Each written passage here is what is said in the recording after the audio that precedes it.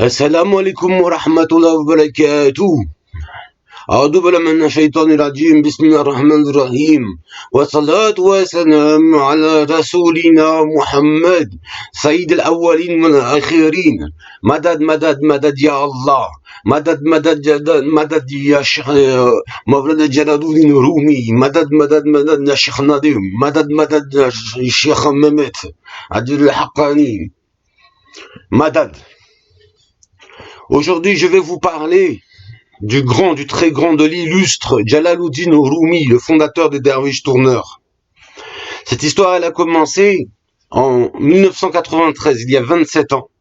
C'est à une époque où j'ai commencé à lire le Coran, la Bible, les livres de religion, et sans être encore musulman, mais je suis tombé sur un livre que m'a donné une amie musulmane, Hassina, qui s'appelait Jalaluddin Rumi, le soufisme, la musique et la danse, quelque chose comme ça. Et j'ai lu ce livre, et j'ai été très intéressé, très captivé par cette histoire, ce grand personnage, cette puissance, cet amour, cette force spirituelle, ces miracles, ces enseignements, ces paroles, tout. J'étais captivé par ce livre. Et je suis arrivé à la fin de ce livre, et il y avait c'était la mort de Rumi, qui était comme une noce, qui était un événement très joyeux. Il retrouvait son Seigneur. Et ce Rumi, il est mort le 17 décembre 1273, au XIIIe siècle. Et moi, quand j'ai vu ça, j'ai tilté. Parce que 17-12-73, c'est exactement ma date de naissance. Lui, il est né le 17-12-1273 et moi le 17-12-1973 au XXe siècle. Ça fait 17-12-73 les deux dates, 7 jours pour jour entre sa mort et ma naissance. Et moi, je m'appelle Rémi. Alors je me suis dit, Rémi, Rumi, 1773, 7 siècles, non, ça peut pas être un hasard. Il y a des Rémi qui sont nés ce jour-là, qui ont lu ce livre-là, il y en a pas 50. Je me suis dit, c'est un signe de Dieu. Dieu m'envoie un signe, il attend quelque chose de moi, que je suive cet islam-là, cet islam soufi, spirituel, mystique de Rumi. Et depuis ce jour, j'ai reçu plein de signes. Pratiquement tous les jours, je reçois des signes de Dieu, à la fois dans le Coran, dans les livres, dans les informations, dans les cieux et la terre, Fusina, dans nous-mêmes. Tout cela, il y a des signes. Dieu se révèle par ces signes. Même à ses plus grands messagers, c'est par des signes qu'il se révèle. Et le Coran insiste très, très, très, très fortement sur la croyance aux signes d'Allah. Et que tout le problème, tout le mal, il est venu que les gens ont nié les signes d'Allah. Ça, c'est le message du Coran. Et à cette même époque, à la même époque où j'ai commencé à lire les livres de religion, les animaux m'ont parlé. En fait, c'était pas les animaux qui me parlaient, c'était l'esprit divin qui me parlait à travers le voile de la nature, à travers les animaux. Et la première chose qu'ils m'ont dit, c'était les chiens. Ils m'ont dit une voix articulée en français que j'ai compris très nettement, qui me disait « Rémi, on va t'absorber ». Et ils me l'ont répété je sais pas combien de fois, c'est un élément sûr qui doit m'arriver, sûr et certain, je dois être absorbé. Ça fait 27 ans que j'attends toujours cet événement, je sais pas exactement en quoi ça consiste, je vais changer de dimension, je vais quitter le monde, je sais pas, mais je vais être absorbé. Et Rumi, regardez comment il parle de ça, de ma vie, comment il résume ma vie. Il dit les crimes de l'homme absorbé ne sont pas des crimes. Oui, j'ai commis des gros péchés, des péchés très, très graves, mais Rumi, il me dit, le soleil de de ta repentance et de ta récipiscence va faire fondre la neige de tes péchés. Comment ça? Comment? Eh ben, par la pierre philosophale. Rumi parle souvent de la pierre philosophale. La pierre philosophale, c'est une alchimie. Rumi parle de cette alchimie comme ça. L'alchimie, qui est un livre d'alchimie ou un professeur d'alchimie, c'est la loi islamique, c'est la loi. On parle de la loi, de la connaissance de ce livre.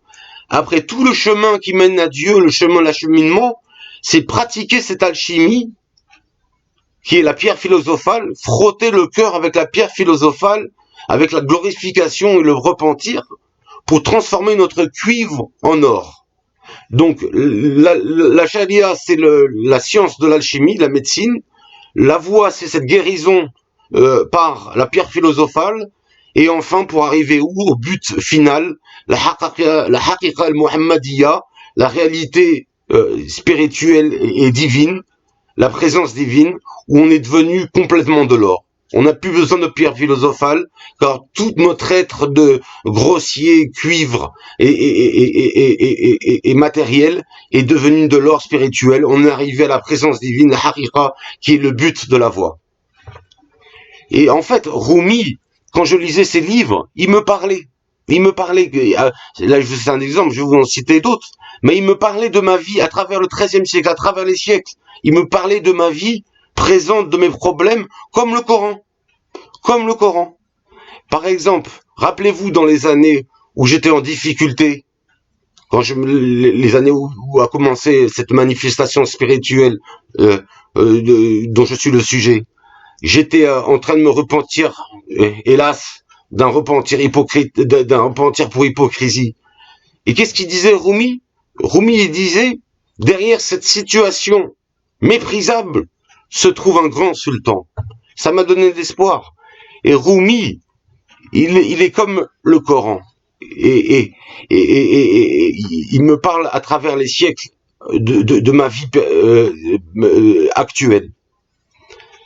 Et en fait, quand j'ai lu dès la première lecture de ce livre de Rumi, il m'est venu une intuition, une inspiration, comme quoi ce Rumi, il était tellement saint, tellement pur, tellement parfait, tellement fantastique, merveilleux, qu'il était en fait quelque part l'esprit du prophète Mohammed sallallahu alayhi wa sallam venu nous visiter, pas en tant que prophète, mais en tant que saint, pas en tant que nabi, mais en tant que wali. Et cette inspiration m'a pas lâché, depuis le début jusqu'à la fin, jusqu'à ce que récemment, il y a quelques années, je réalise que dans la sourate Yasin, qui est le cœur du Coran, eh ben, le Coran parlait de Rumi et confirmait cette inspiration que j'avais eue. C'est pas un hasard si c'est dans la sourate Yasin, qui est le cœur du Coran, qu'on parle du prophète Mohammed, qui serait aussi le Rumi. En fait, le Rumi, c'est le cœur. Le cœur, c'est symbolisé par la lune dans l'islam mystique. Et l'esprit, c'est le soleil.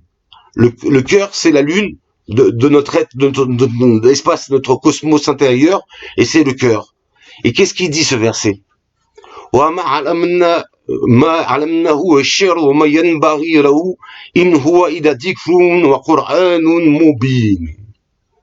veut dire, la signification manifeste,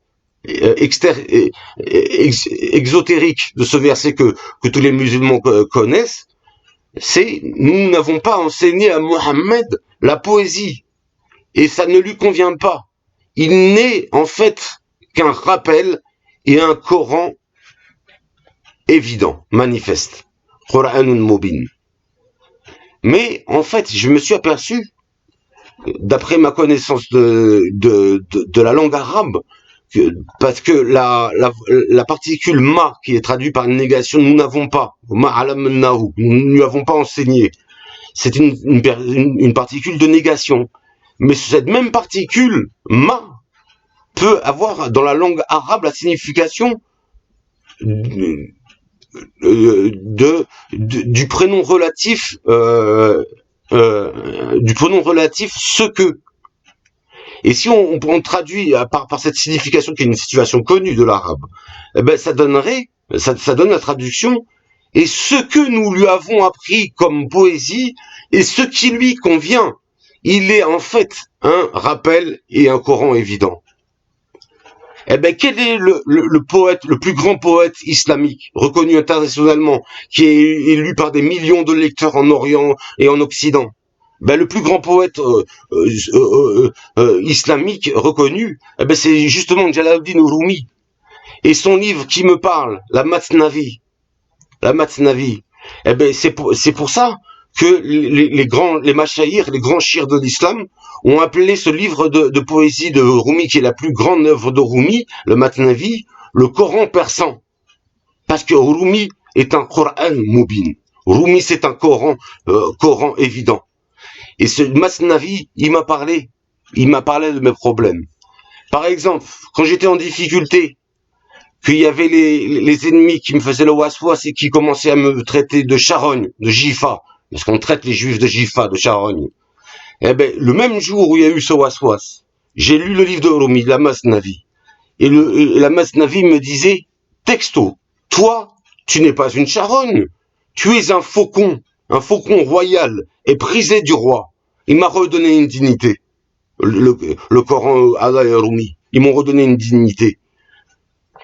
Donc je ne suis pas une charonne. Un autre exemple, ce waswas très désagréable des satans, qu'ils soient humains ou génies, qui me répètent toujours la même insulte. Qu'est-ce qu'il dit Rumi sur ce waswas pour me sauver?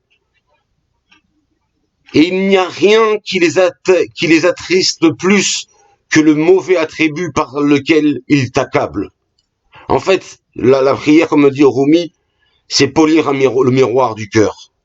Et les gens voient dans le mystique qui est assidu à la prière, s'ils sont eux-mêmes. Parce que le fidèle qui fait la prière est un miroir.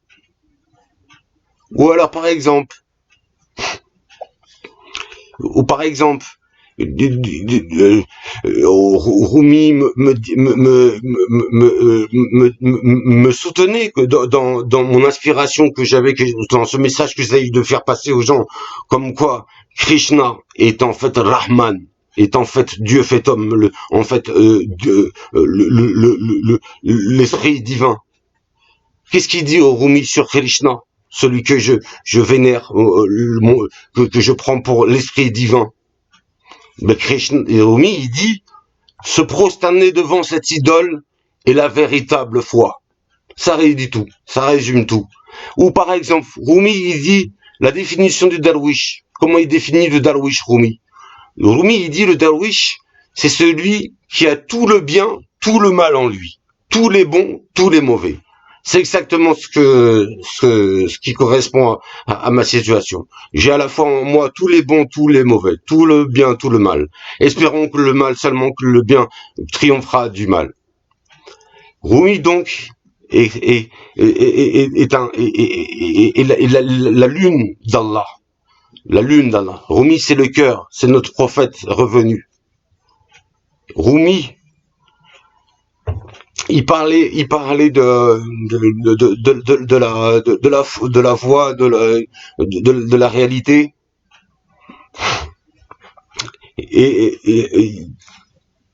Et donc, Rumi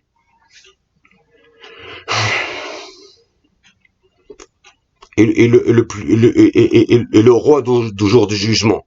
C'est le roi. C'est pour ça qu'on l'appelle Jalaluddin Maulana. Il est notre roi. Il sera notre roi. Il sera avec Mohammed ou un rapproché de Mohammed. Il est son esprit revenu. Moi, je ne suis pas Rumi. Je me suis jamais pris pour Rumi et mon inspiration m'a jamais dit que j'étais Rumi. Mais mon inspiration m'a dit qu'en fait j'étais le Amir Arif, le petit-fils de Rumi, celui qui faisait dès le berceau Allah, Allah, Allah, Allah. Parce que Émir, Arif, Émir, c'est les mêmes lettres que Rémi. Et Arif, c'est-à-dire celui qui connaît. Rémi Cohen, qui connaît. Rémi Cohen, le Cohen tu le connais. Un petit jeu de mots comme ça, mais c'est un signe. C'est un signe comme sur le chemin de la vie. Des signes, il y a des signes insignifiants, des signes plus importants, des signes grandioses, des signes magnifiques, des signes énormes. Tout ça, c'est des signes. Et Rumi me disait, il me parlait encore de ma vie en me disant que parmi tous les livres que tu lis du Coran et des livres de chants religieuses, des livres des hommes saints de l'islam, eh ben j'ai une armée d'arguments contre mes ennemis grâce à ces livres. Et vous voyez comment Rumi m'a aidé, m'a guidé. Et donc j'espère que je vous ai convaincu qu'il faut respecter Rumi comme un des plus grands saints, aux plus grandes autorités de l'islam, et qu'il est la lune du paradis. Le soleil du paradis, c'est Allah. La lune du paradis, c'est Mohammed. Et les étoiles du ciel du paradis, c'est tous les prophètes et messagers. Et le jour du jugement, Mohammed sallam sera notre roi. Il aura une couronne autour de laquelle tous les messagers et prophètes tourneront comme des abeilles autour d'une ruche. Mais ça sera Mohammed sallallahu alayhi wa sallam. Ça sera le roi du jour du jugement. Mohammed sallallahu alayhi wa sallam. Que Dieu vous guide et vous bénisse, qu'il vous montre la vérité, qu'il nous fasse sortir des ténèbres la lumière et qu'il nous prenne dans sa miséricorde infinie pour que nous soyons rapprochés de notre saint prophète Mohammed sallallahu alayhi wa sallam. سبحان ربك رب العزة عما يصفون وسلام على المرسلين والحمد لله رب العالمين الفاتحة